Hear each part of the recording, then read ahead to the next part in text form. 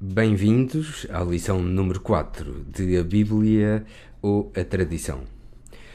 O título da lição de hoje é Jesus e o conflito teológico. A introdução musical que ouvem nestas lições, nos DVDs e na televisão, é tirado do que é chamado The Battle Hymn, da Reforma Protestante. Sempre que ouço este hino, que é parafraseado do Salmo 46 e foi escrito por Martinho Lutero, posso imaginar Martinho Lutero na presença do imperador Carlos V e todos os dignatários da Igreja Católica Romana e pronunciando aquelas famosas palavras de cara empedernida, que são as seguintes: a minha consciência é cativa da palavra de Deus, perante a qual eu não posso nem irei negar, uma vez que é difícil, improdutivo e de facto perigoso fazer algo contra uma consciência. Assim me ajude Deus. Amém. Estas tornaram-se as famosas palavras de Martinho Lutero em 1521. O protestantismo e o catolicismo são diferentes em muitos aspectos. Se eu tivesse que escolher uma palavra apenas que caracterizasse o protestantismo, seria a palavra sola. Uma palavra do latim que significa apenas ou só. O protestantismo acredita em sola gratia, o que significa apenas a graça. Solo Cristo, o que significa apenas Cristo. Sola fidei, o que significa apenas fé. Sola scriptura, o que significa apenas a escritura. Soli Deo gloria, o que significa apenas glória para Deus. Se tivermos que caracterizar o catolicismo, temos que apresentar uma outra palavra, que é a palavra I. Na Igreja Católica Romana diz-se graça e humanidade, Cristo e Maria, fé e obras, glória a Deus e a todos os que têm alcançado santidade pelas boas obras, escritura e tradição. Portanto, a diferença entre o protestantismo e o catolicismo poderia ser caracterizado pela palavra I. No que diz respeito ao catolicismo e no que diz respeito ao protestantismo, seria a palavra sola. Ellen White definiu o significado da expressão sola scriptura no seu livro Great Controversy, página 595. Eis como ela declara o princípio de apenas a escritura, sola scriptura.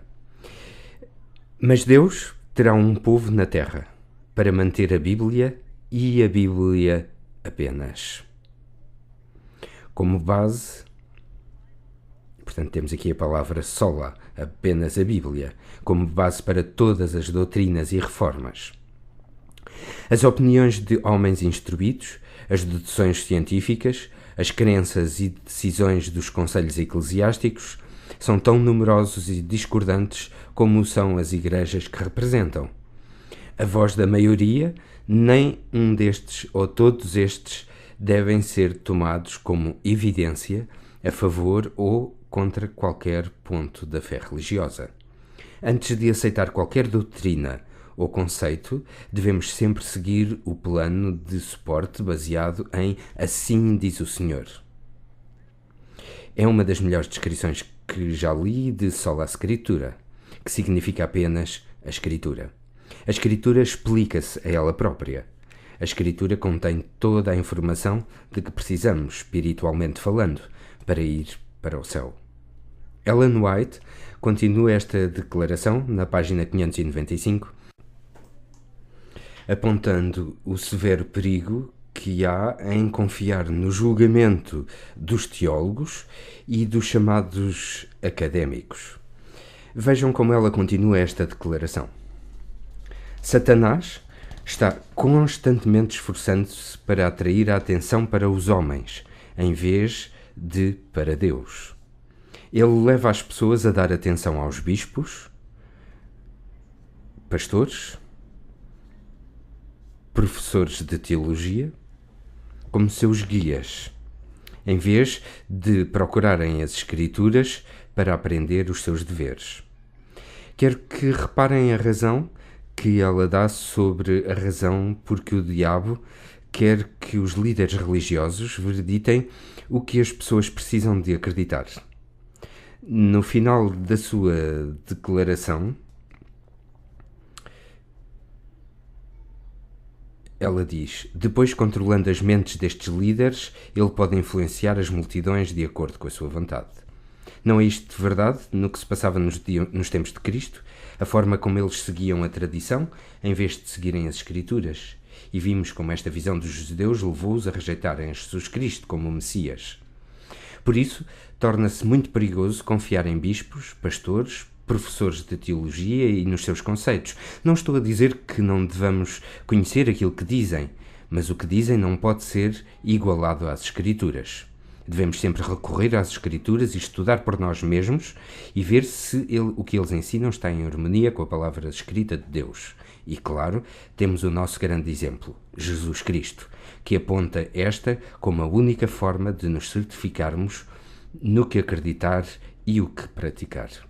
Portanto, a questão que queremos colocar e responder neste estudo é: como Jesus encarou os conflitos teológicos e controvérsias que ele teve com os ministros e teólogos dos seus dias? Alguma vez Jesus recorreu à tradição para defender algum ponto de crença ou da sua prática? Como veremos, não existe um único caso nos Evangelhos em que Jesus tenha citado algum rabi ou algum académico para defender algum ponto de alguma doutrina ou algum ponto de alguma prática. Jesus, como iremos estudar, sempre encaminhou as pessoas para as Escrituras. Ele nunca citou os rabis, ele nunca citou os académicos e, além disso, sabemos que ele nunca frequentou nenhuma escola dos rabis. Aliás, ele foi ensinado em casa. E a razão por que foi ensinado em casa foi para que não fosse influenciado pelos ensinamentos que se davam nessas escolas de teologia. No seu livro The Story of Jesus, página 30, encontramos esta notável declaração acerca das instruções de Maria a Cristo. Ellen White diz: Deus, através do seu Espírito Santo, instruiu Maria a ensinar o seu filho. Reparem como se refere como sendo filho de Maria, mas filho de Deus. O pai diz: eu vou dizer-te como ensinar o meu filho. E reparem o que continua a dizer: Maria ensinou Jesus pelos escritos dos rabis. Não é isso que diz. Mas sim, Maria ensinou Jesus pelas escrituras sagradas. E ele aprendeu a lê-las e a estudá-las por ele próprio. Portanto, Jesus sabia as Escrituras de trás para a frente. E a razão é porque Jesus estudava as Escrituras. O Espírito de Profecia diz-nos também como Maria ficava de coração partido, muitas vezes, quando via como os líderes religiosos se opunham a Jesus Cristo. E, em alguns casos, ela chegou mesmo a tentar convencer Jesus a aceitar as tradições dos antigos. Mas repare-se o que Jesus dizia em resposta a isso. Isto encontra-se em Signs of the Times, 6 de agosto de 1896. Quando os sacerdotes e governantes vieram ter com Maria para a persuadir a forçar Jesus a aliar-se aos seus cerimoniais e tradições, ela sentiu-se extremamente agitada. Mas a paz e confiança vieram ao seu coração agitado, quando seu filho apresentou as claras declarações dos rabis. Não, também não é isso que diz, desculpem. Vejamos mais uma vez. Mas a paz e confiança vieram ao seu coração agitado quando seu filho apresentou as claras declarações de quê? Das Escrituras, na defesa das suas práticas.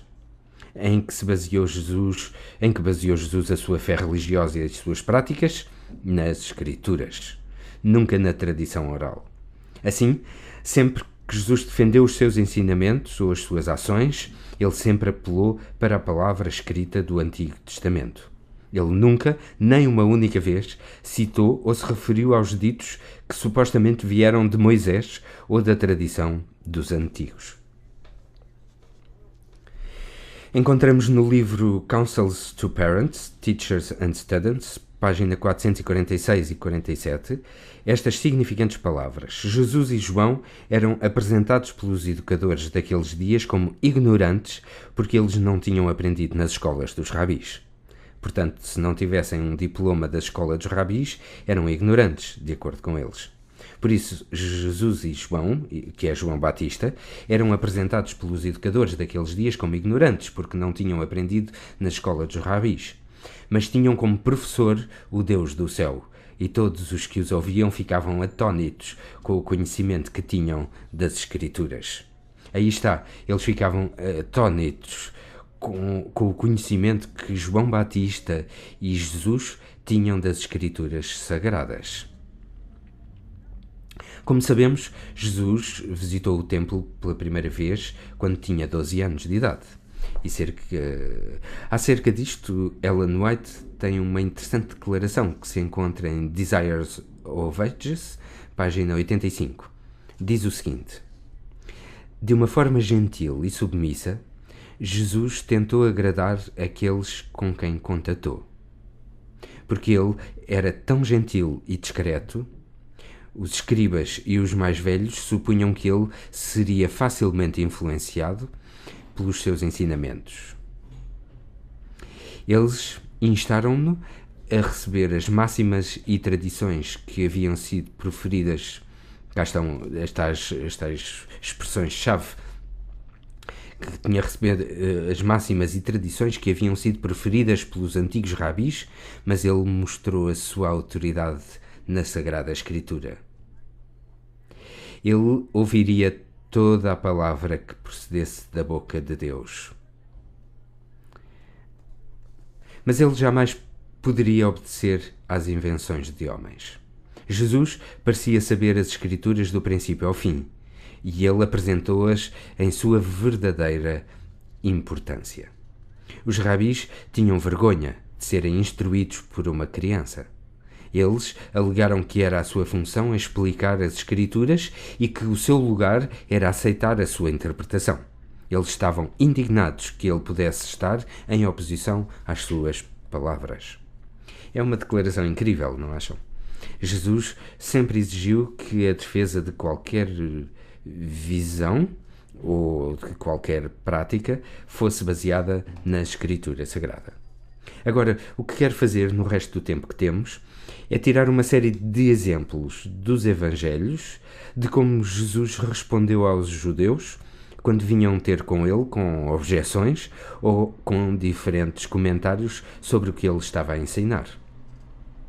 E veremos que em cada um desses casos, nos Evangelhos, sempre que Jesus respondia a uma objeção ou tinha uma controvérsia teológica com os escribas e os fariseus, ele sempre usou as Escrituras para defender o seu ponto de vista. Nunca usou a tradição e nunca disse eu penso ou eu acredito. Foi sempre baseado nos escritos do Antigo Testamento. Jesus definiu a forma de como iria lidar com as objeções logo no início do seu ministério, quando foi tentado pelo diabo. E como sabem, o diabo lançou 3 tentações a Jesus. Quero que reparem como Jesus respondeu a isso. Eu sei que já conhecem isto, mas é sempre bom ler o texto, porque aqui tem o início do ministério de Cristo e diz-nos como Jesus ia lidar com as coisas, logo desde o início do seu ministério. A primeira tentação encontra-se em Mateus, capítulo 4, e versículos 3 e 4. E chegando-se a ele o tentador, a propósito, o Espírito de Profecia enfatiza o facto de que o tentador veio a ele como sendo um anjo de luz do céu, e Jesus, que tinha passado 40 dias e 40 noites jejuando, e estava magro e emaciado, e o diabo lhe disse: eu ouvi que um anjo caiu do céu, e tu deves ser esse anjo pela tua aparência. Mas se não és esse anjo... Depois então diz-lhe para transformar as pedras em pães. Por isso vamos ler.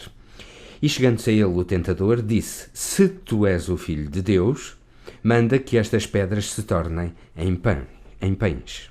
Jesus soube imediatamente, através do comentário do diabo, que ele não era um anjo de luz do céu. Sabem como ele soube? Porque quando Jesus foi batizado, uma voz veio do céu, dizendo: Este é o meu Filho amado, em quem me comprazo. E agora o diabo vem e diz: Se tu és o Filho de Deus. O Pai disse que ele era o Filho de Deus, e agora o diabo diz: Se tu és. Jesus terá pensado: O que queres dizer com isso? O meu Pai diz que eu sou o seu filho. Imediatamente, quando Jesus detectou as palavras de dúvida, ele soube que era o diabo. Agora, como é que Jesus lhe respondeu? Reparem no versículo 4. Ele, porém, respondendo, disse: Está o quê? Está escrito: Nem só de pão viverá o homem, mas de toda a palavra que sai da boca de Deus. Isto está escrito. Sabem onde se encontra esta citação? Está em Deuteronômio, capítulo 8, versículo 3. Portanto, Jesus está a citar dos escritos de Moisés. Não fala de nenhuma tradição oral. Ele cita as escrituras que Moisés escreveu. Depois temos a segunda tentação. O espírito de profecia diz que o diabo continua com a aparência de anjo de luz. Ele não revela a sua verdadeira identidade até à terceira tentação. Mas na segunda tentação é-nos dito o seguinte: Então o diabo o transportou à cidade santa e colocou-o sobre o pináculo do templo. Ellen White explica que ele queria impressionar Jesus com este grande poder de fazer Jesus voar até ao pináculo do templo. E agora reparem, e disse-lhe: Se tu és o Filho de Deus, uma vez mais a dúvida explícita, se tu és o Filho de Deus, lança-te daqui abaixo, porque está escrito. Que interessante. O diabo ouviu Jesus dizer está escrito, na primeira tentação, e então pensou: Ei, este tipo rege-se pelo que está escrito, então deixa-me dar-lhe também um bocadinho do que está escrito. Então diz-lhe: Está escrito que a seus anjos dará ordens a teu respeito, e tomar-te-ão nas mãos, para que nunca tropeces em alguma pedra. Sabem? Esta citação vem de Salmo 91. Mas o diabo deixou por dizer uma frase que sabia que, se a dissesse, era imediatamente detectado o que ele queria fazer. Esta é a parte que ele não disse, porque aos seus anjos dará ordem a teu respeito para te guardarem em todos os seus caminhos. Se Jesus tivesse saltado do templo, não tinha mantido os caminhos do Pai. E o diabo sabia isso, por isso omitiu essa parte da Escritura. Agora, como é que Jesus respondeu ao diabo? Reparem o versículo 7. Disse-lhe Jesus: Também está escrito. O diabo diz: Está escrito, e Jesus diz: Também está escrito. E esta citação é de Deuteronômio 6, 16. Não tentarás o Senhor teu Deus. Portanto, na segunda tentação, Jesus enfrenta o diabo da mesma maneira que fez na primeira tentação. Ele diz: Está escrito, não tentarás o Senhor teu Deus. Uma citação de Deuteronômio, capítulo 6, versículo 16. Depois temos a terceira tentação. O diabo leva Jesus para o topo de uma montanha e mostra-lhe todos os reinos do mundo. Vamos ler Mateus, capítulo 4, versículo 8. Novamente o transportou o diabo a um monte muito alto e mostrou-lhe todos os reinos do mundo e a glória deles. E disse-lhe: Tudo isto te darei se prostrado me adorares. Ellen White, a propósito, explica que neste momento revelou a sua verdadeira identidade. Vejamos o versículo 10. Então disse-lhe Jesus: Vai-te, Satanás. E depois o que temos? Porque está escrito: Ao Senhor teu Deus adorarás e só a Ele servirás. Esta é uma citação de Deuteronômio 6:13 e Deuteronômio 10, versículo 20, dos escritos de Moisés. Jesus não está a fazer uso da tradição, de alguma suposta tradição oral ou das máximas dos rabis. Jesus não diz eu penso ou eu acredito. Jesus responde citando as Escrituras. Jesus vive por sola scriptura. Gostava que reparassem como Jesus se apresenta no início do seu ministério, depois do seu batismo. Jesus vai à sinagoga e pede para fazer uma leitura das Escrituras e abre um rolo em Isaías 61 e versículos 1 e 2. E quando acaba de ler esta passagem, ele diz o que se encontra em Lucas capítulo 4 e versículo 21. Hoje se cumpriu esta escritura em vossos ouvidos. Portanto, como é que Jesus introduz o seu ministério público? Apelando às Escrituras. Apelando a Isaías 61, versículos 1 e 2. Agora venham comigo a João capítulo 5, versículos 45 a 47. Esta é uma interessante passagem. Jesus tinha curado um paralítico e depois teve ali um diálogo com os judeus, depois de ter curado o paralítico, e gostaria que reparassem como Jesus conclui o seu argumento. João 5, versículos 45 a 47. Não cuideis que eu vos hei de acusar para com o Pai. Há um que vos acusa, Moisés, em que vós esperais. Então quem é que os acusa? Jesus diz que não precisa de os acusar. Moisés é quem vos acusa. Agora o versículo 46. Porque se vós cresceis em Moisés, crerias em mim, porque de mim ele escreveu. Está Jesus a falar de alguma tradição oral que tenha vindo de Moisés? Não. Jesus diz, ele escreveu sobre mim. E depois, caso isso não fosse suficientemente claro, no versículo 47 ele diz, mas se não credes nos seus escritos, como crereis nas minhas palavras? Portanto, a que é que Jesus apelou ao discutir com os judeus? Ele apelou às Escrituras.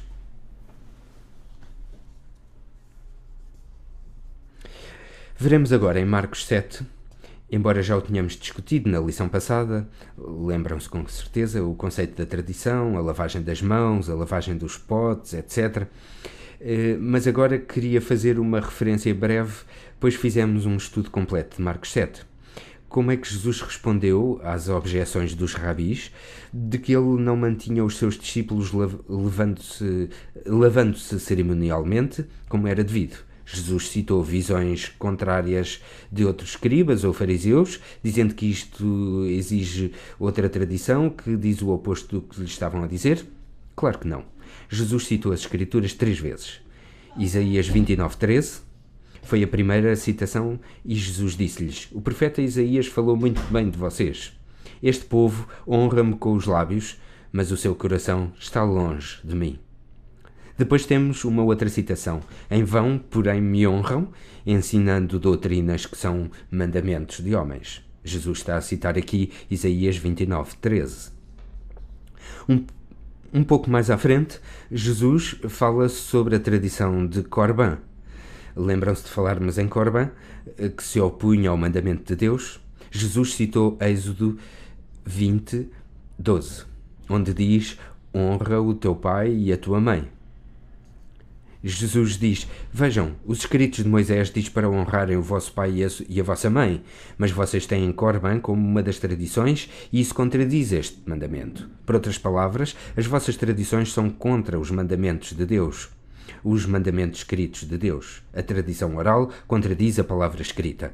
Depois Jesus cita Êxodo 21:17, onde Moisés escreveu: e quem amaldiçoar o seu pai ou a sua mãe, certamente morrerá. Portanto, como é que Jesus enfrentou esta questão da lavagem cerimonial das mãos? Ele especulou, dizendo: eu penso, eu acredito que, ou outros rabis dizem algo diferente? Não. Jesus citou 3 vezes as Escrituras como a autoridade para responder a esta citação em particular. Agora, em determinado momento, um certo académico ou teólogo foi ter com Jesus para o testar.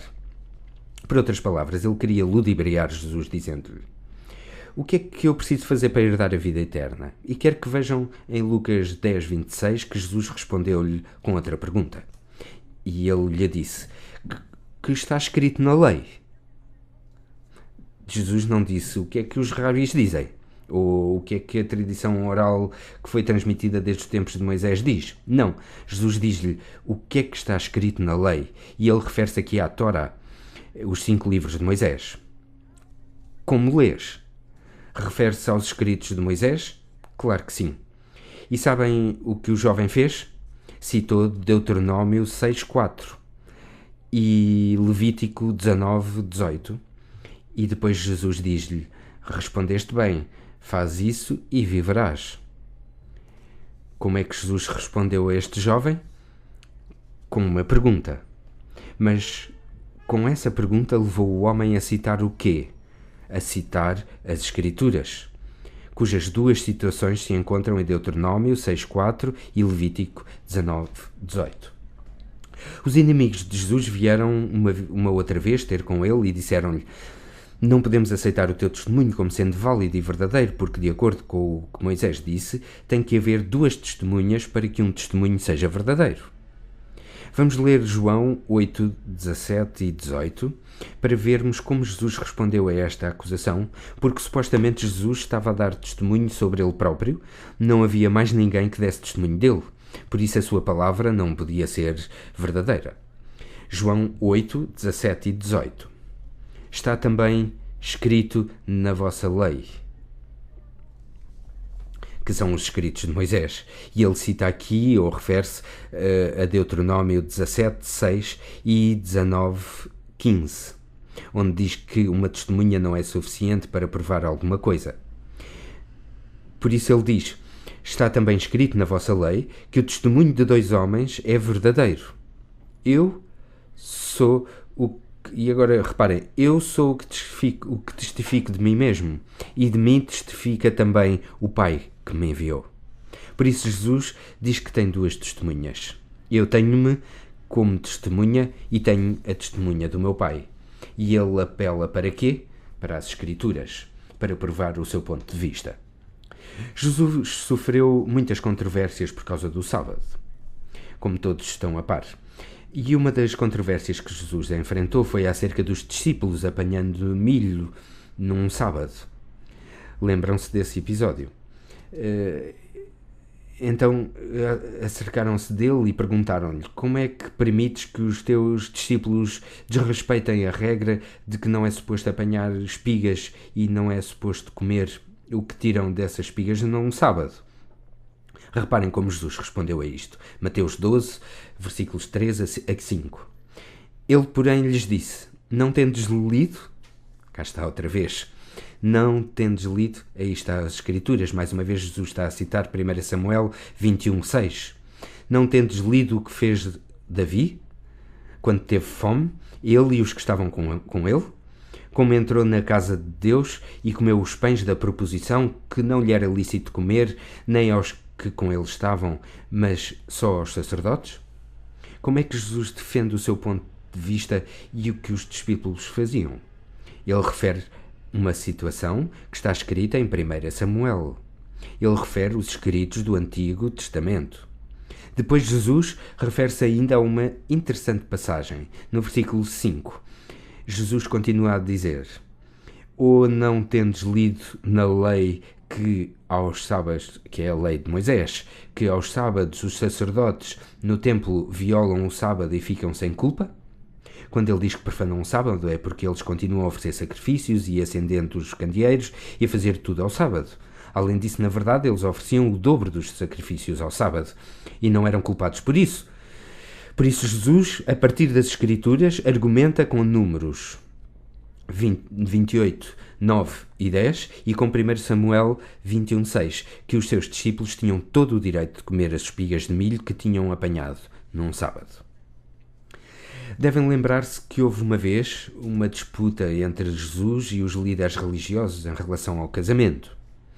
Os escribas foram ter com Jesus e disseram-lhe: Moisés permite-nos dar o divórcio por qualquer razão. No fundo, eles põem Moisés contra Moisés. Quero que reparem como Jesus responde a esta particular oposição que eles põem. Mateus 19, versículos 4 a 6. Mateus 19, 4 a 6. Ele, porém, respondendo, disse-lhes: Não tendes o quê? Cá está outra vez. Jesus a usar as Escrituras. Não tendes lido que aquele que os fez no princípio, macho e fêmea os fez? De onde vem esta citação? Gênesis 1, 27. E disse: Portanto, deixará o homem pai e mãe e se unirá à sua mulher, e serão dois numa só carne. E isto vem de Gênesis 2:24. Assim, não são mais dois, mas uma só carne. Portanto, o que Deus ajuntou, não separe o homem. Por isso, como é que Jesus prova o seu ponto de vista para com estes líderes religiosos, para com os escribas e os teólogos e os académicos e os ministros dos seus dias? Ele não especula, não se refere ao que algum rabi tenha dito, não se refere à tradição oral, ele simplesmente diz: não tendes lido nas Escrituras? E depois ele refere-se a Gênesis 1:27 e a Gênesis 2:24. Agora lembram-se quando Jesus entrou triunfantemente em Jerusalém, sentado num jumentinho. E os líderes religiosos diziam: tu deves repreender estas pessoas porque estão a dizer Hosana ao rei. Não devias permitir que o dissessem. Como é que Jesus defendeu as pessoas e em particular as crianças naquela multidão que glorificava Jesus ao entrar em Jerusalém? Vejam Mateus capítulo 21 e versículo 16. E Jesus lhe disse: sim, nunca lestes. Mais uma vez, nunca lestes? Ele está a citar os Salmos 8:2. Sim, nunca lestes. Pela boca dos meninos e das criancinhas de peito tiraste o perfeito louvor. Portanto, Jesus diz: não me digam que eles não podem dizer isto, porque está escrito nos textos do Antigo Testamento que eles iriam dizer isto. Jesus está a defender o que eles estavam a fazer, não baseado na tradição oral ou naquilo que fora transmitido, ou passado, ou recebido, mas sim baseando-se nas Escrituras. Lembram-se quando Jesus purificou o templo, certo? Estão a falar na purificação do templo no final do seu ministério, pois ele também o faz no início do seu ministério, mas aqui no final, em Mateus 21:13, reparem na justificação que Jesus usou para a purificação do templo. Diz aí o seguinte: e disse-lhes, qual é a frase seguinte? Cá está novamente, está escrito: a minha casa será chamada casa de oração. Ele refere-se a Isaías 56:7. As Escrituras: a minha casa será chamada casa de oração, mas vós a tendes convertido em convívio de ladrões. Lembram-se da parábola que Jesus contou sobre os seus trabalhadores? Lembram-se que havia uns mensageiros que eram enviados a seu tempo para recolher o fruto, e o que fizeram com esses mensageiros? Rejeitaram-nos e mataram-nos. Deus envia um segundo grupo de mensageiros. Aliás, isto conta a história de Israel. Os primeiros mensageiros situam-se entre o Monte Sinai e o cativeiro em Babilónia. O segundo grupo são os que se situam depois do cativeiro de Babilónia e até os tempos de Cristo. Portanto, dois grupos de mensageiros são enviados e finalmente Deus envia quem? Deus envia o seu próprio filho. E pensa que eles iriam respeitar o seu filho, mas em vez de respeitarem o filho, eles dizem: este é o herdeiro, matemo-lo e fiquemos com a sua herança. Quero que reparem que depois de contar esta parábola, Jesus faz a pergunta. Vejamos Mateus 21, 40 e 41. Quando, pois, vier o senhor da vinha, que fará aqueles lavradores? Eles ainda não tinham entendido a parábola que falava deles próprios. Dizem-lhes eles. Eles não tinham realmente entendido a parábola.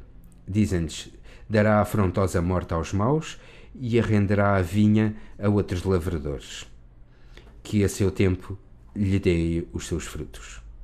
Logo a seguir, Jesus cita as Escrituras. Ele cita Salmos 118, 22. Ele diz: nunca lestes o quê? Quase que é repulsivo este ponto a que Jesus teve que chegar ao enfrentar as oposições teológicas. Ele não era citado em 150 linhas de rodapés nos papéis, citando as opiniões dos académicos. Não há nada de errado em ser-se um académico, desde que baseado nas Escrituras, para defender os nossos pontos de vista e para defender as nossas práticas. Então ele diz: nunca lestes nas Escrituras? Depois então cita os Salmos 118, 22.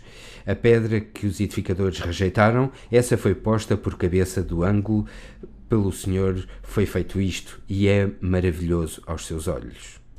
Portanto, mais uma vez, Jesus cita as Escrituras e faz referência a elas, neste caso em particular.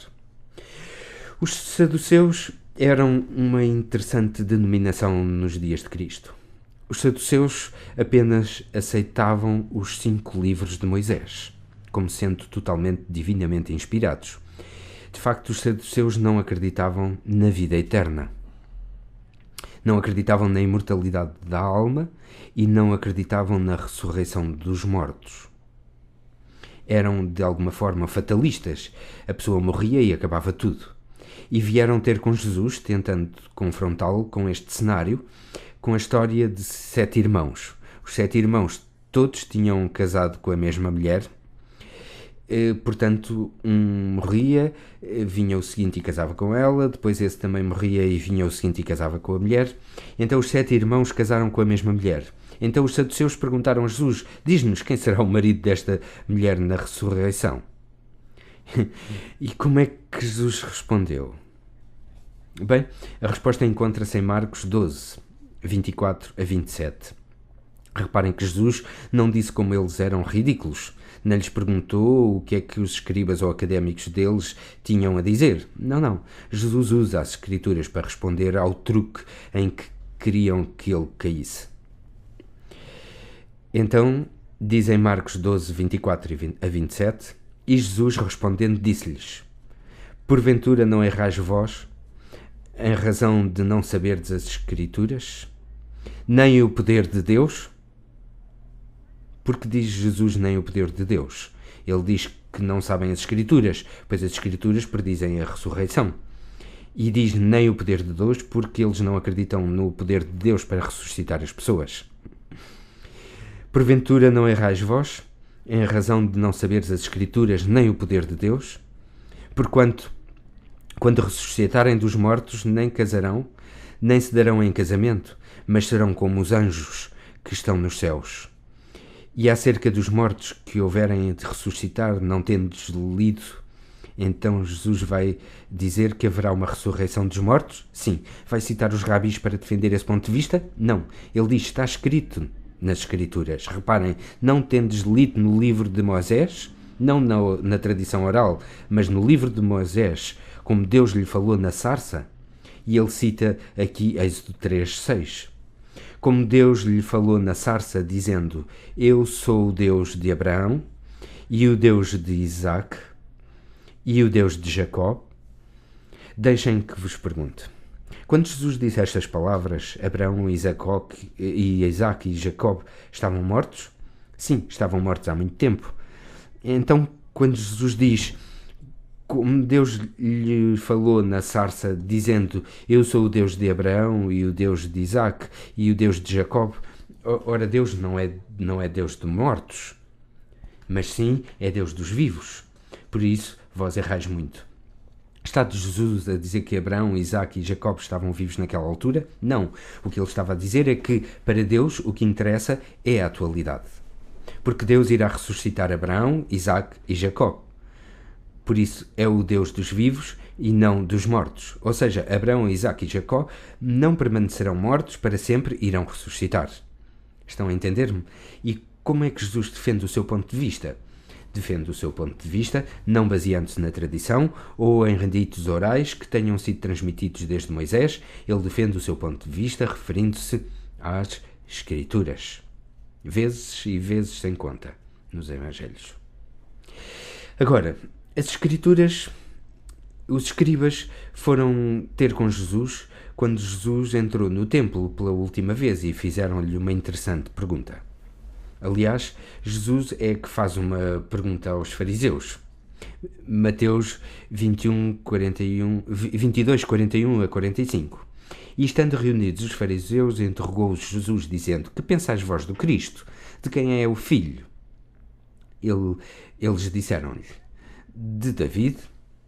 Disse-lhes ele: como é então que David, em espírito, lhe chama Senhor? Estão a ver a complicada situação em que Jesus os colocou? Quem é maior? O pai ou o filho? Deixem que vos pergunte, em termos humanos, quem é maior, o pai ou o filho? O filho deve respeito ao pai. O pai é maior que o filho.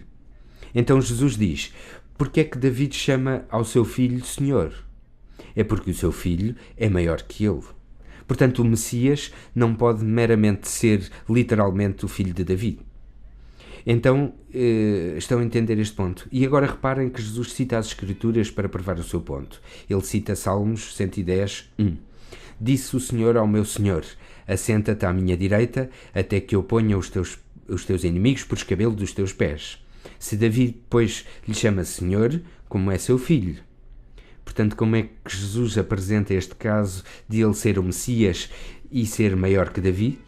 Ele fala referindo-se a Salmos 110, 1, que prova que ele é o Messias. Depois da ressurreição, como sabem, Jesus ia para uma vila chamada Emaús.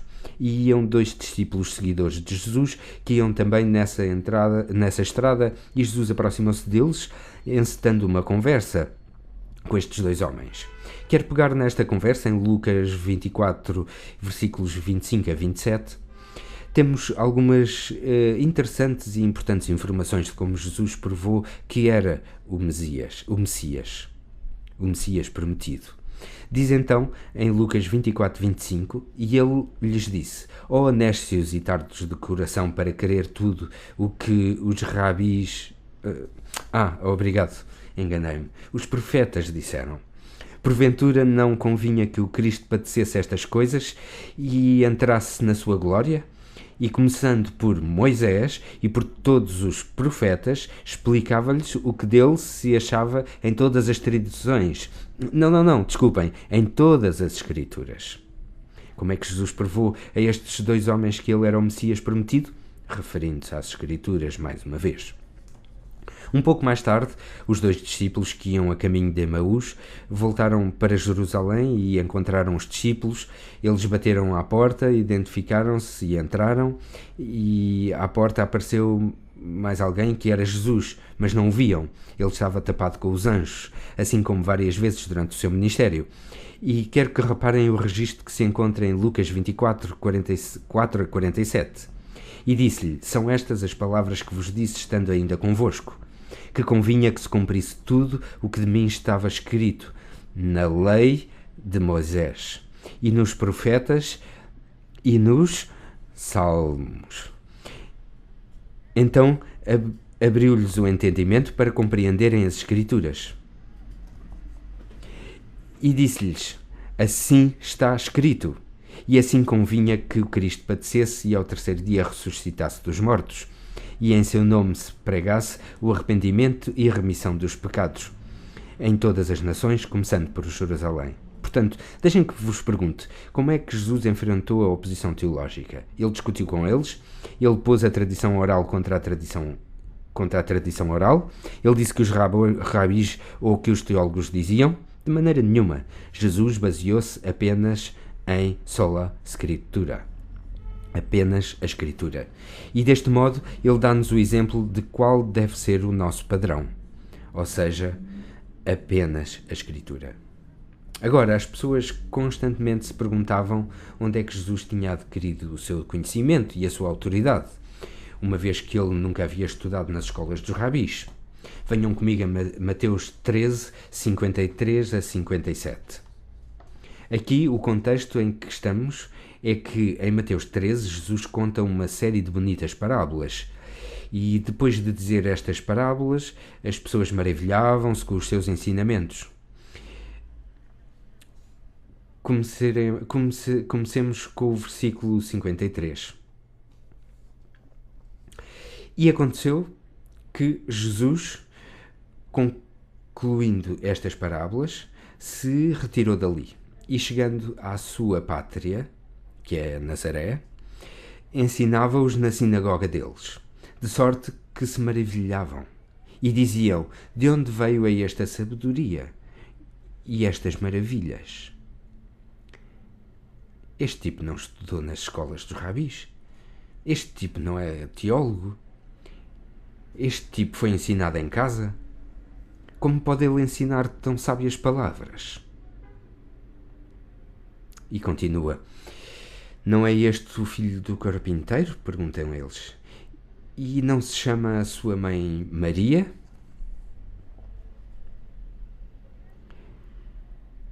E seus irmãos Tiago e José e Simão e Judas?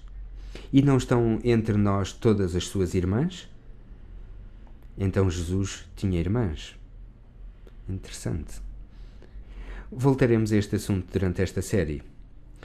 E continua no versículo 56. E não estão entre nós todas as suas irmãs? De onde lhe veio, pois, tudo isto? E em vez de dizerem, este homem deve descender de Deus, o que é que fizeram? Diz no versículo 57, e escandalizavam-se nele. E a propósito, no versículo seguinte, Jesus diz, eu não lhes disse que um profeta não consegue honra entre os seus? Eles não conseguiam aceitar o facto de que Jesus era o grande teólogo na Terra, porque ele nunca havia estudado nas escolas dos peritos teólogos dos seus dias. Bem, vamos agora para João 7, 14 e 15. Isto passa-se entre a festa dos tabernáculos, que é a última festa do ano para os hebreus. E Jesus foi ao templo e diz no versículo 15, mas no meio da festa, a festa durava 8 dias, subiu Jesus ao templo e ensinava. E os judeus maravilhavam-se, dizendo, como sabe estas letras, não as tendo aprendido? Será que Jesus estudou? É melhor que acreditem que sim. Ele apenas não estudou as máximas e as tradições dos rabis e dos peritos em teologia, mas estudou as Escrituras. Ele não podia citar tanto as Escrituras em tantas circunstâncias se não conhecesse as Escrituras de trás para a frente. Então eles faziam a pergunta, como sabe estas letras, não as tendo aprendido? Um pouco mais à frente, em João 7, 21 a 24, Jesus refere-se à cura do paralítico no capítulo 5 e quero ler estes versículos, pois eles continuavam a pensar na cura de Jesus fizera num sábado e diziam que ele tinha quebrado o sábado por ter feito essa cura. Vejam o versículo 21. Respondeu Jesus e disse-lhes, fiz uma só obra e todos vos maravilhais, pelo motivo de que Moisés vos deu a circuncisão. Não que fosse de Moisés, mas dos pais. Num sábado circuncidais um homem. Se o homem recebe a circuncisão do sábado, por que a lei de Moisés não seja quebrantada, indignai-vos contra mim, porque no sábado curei de todo um homem. Não julgueis segundo a aparência, mas julgai segundo a reta justiça. Mais uma vez, Jesus se refere a quê? Refere-se à lei de Moisés, como sua referência para esta situação em particular. No final do capítulo 7, sabem, os líderes religiosos haviam enviado oficiais para o sítio onde Jesus ensinava, para o prender. E quero que reparem que estes indivíduos, em vez de o prenderem e levá-lo, regressaram de mãos vazias. Quero que reparem o que eles disseram aos líderes religiosos. João 7, 45 e 46. E os servidores foram ter com os principais dos sacerdotes e fariseus, e eles lhes perguntavam, por que o não trouxestes? Responderam os servidores, nunca homem algum falou assim como este homem. Eles estavam espantados com os seus ensinamentos. O que dava poder aos ensinamentos de Jesus. O poder nos ensinamentos de Jesus é que eram baseados na palavra escrita de Deus. Porque é que os escribas e os fariseus não tinham poder nenhum nos seus ensinamentos? Porque eram baseados nas tradições e nos mandamentos de homens. E no homem não existe poder. Vejam Marcos 11, 27 e 28. Os líderes religiosos estavam constantemente questionando Jesus sobre onde ia ele buscar a sua autoridade. Quem te deu esta autoridade para pregar? Vejam Marcos 11, 27 e 28. E tornaram em Jerusalém, e andando ele pelo templo, os principais dos sacerdotes e os escribas e os anciãos se aproximaram dele e lhe disseram: com que autoridade fazes tu estas coisas? Ou quem te deu tal autoridade para fazer estas coisas? E encontram-se várias vezes nos Evangelhos em que perguntam a Jesus onde foi ele buscar a sua autoridade. E claro que a resposta de Jesus invariavelmente era: eu tenho a autoridade do meu Pai através das Escrituras. Agora, pela observação dos Evangelhos, fica claro que os líderes religiosos acreditavam que o direito de ensinar era deles e pertencia unicamente a eles. Porque eles é que tinham estudado nas escolas, eles é que conheciam as tradições, eles é que conheciam todas as ideias que tinham passado de geração em geração. Mas Jesus nada disso conta. O que conta são as Escrituras, sola Scriptura. Gostaria de terminar o nosso estudo referindo Mateus 7, 28 e 29. Já anteriormente mencionei estes versículos e provavelmente outras vezes durante esta série. De facto, a última apresentação, a número 10, é um estudo sobre esta parábola que conclui o Sermão da Montanha. A parábola do homem que construiu a sua casa sobre a rocha e o homem que construiu a sua casa sobre a areia. E quero que reparem que depois de Jesus dizer esta parábola do homem que construiu a sua casa sobre a rocha, e iremos estudar isto, iremos ver que construir a casa sobre a rocha significa construir sobre os ensinamentos de Jesus, que estão baseados na palavra de Deus. E construir na areia significa construir sobre as tradições que foram passadas pelos líderes religiosos, os académicos e os rabis. Por isso, construir na areia significa construir sobre as opiniões humanas. Construir na rocha significa construir nos ensinamentos de Jesus que estão baseados nas Escrituras. E quero que reparem o que acontece quando, no final desta história, diz em Mateus 7, 28 e 29. E aconteceu que, concluindo Jesus este discurso, a multidão se admirou da sua doutrina. A palavra doutrina seria melhor traduzida por ensinamentos. Estavam admirados com os seus ensinamentos. Porquanto os ensinava como tendo o quê? Tendo autoridade e não como os escribas.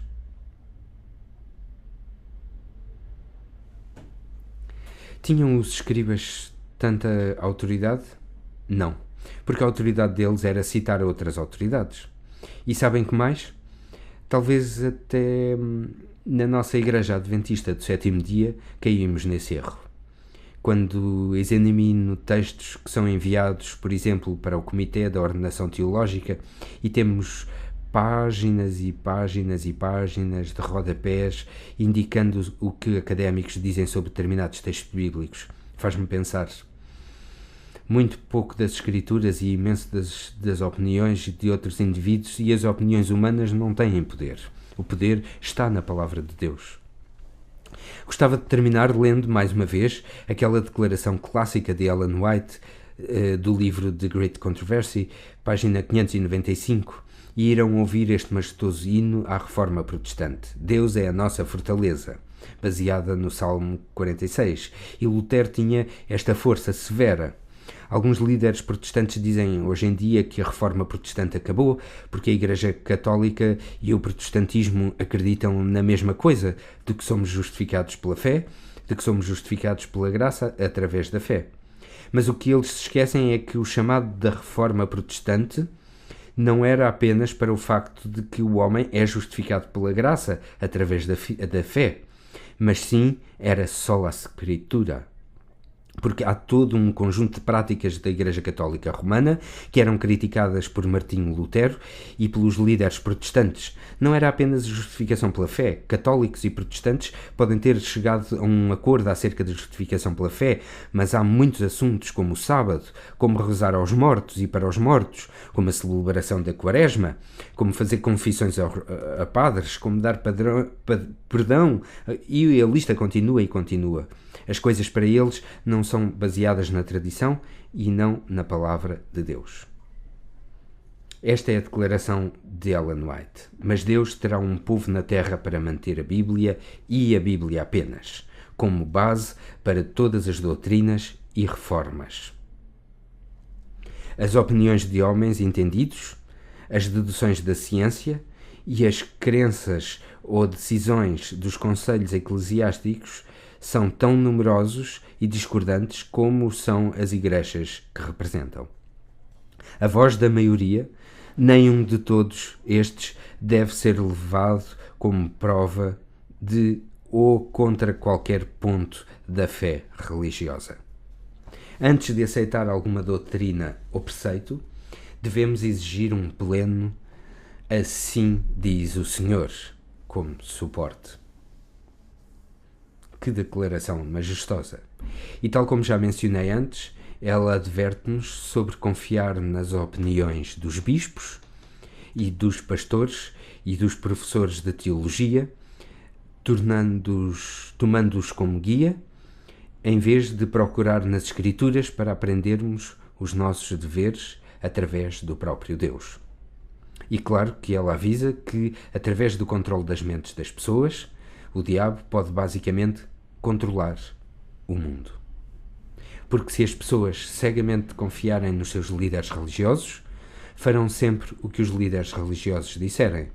Por isso, se um líder religioso disser que é suposto guardar o domingo em honra à ressurreição e as pessoas não forem à Bíblia estudar isto por elas próprias e simplesmente aceitarem o que os teólogos dizem, bem, eles estiveram no seminário, eles estudaram isto, por isso podemos confiar no que dizem, e as pessoas não vão às Escrituras procurar por elas próprias para ver se realmente é assim. E isto não se aplica apenas ao sábado, mas a qualquer outra doutrina ou qualquer outra prática em que vamos acreditar ou que vamos implementar nas nossas vidas. Precisamos absolutamente ter como nossa fundação a palavra escrita de Deus. Os escritos do Novo e do Antigo Testamento, como nossa rocha de fundamento. E quando a tempestade vier e virá, a casa que está construída sobre a rocha permanecerá. Podem vir os ventos e as chuvas, porque estamos firmados na eterna palavra de Deus. Amém.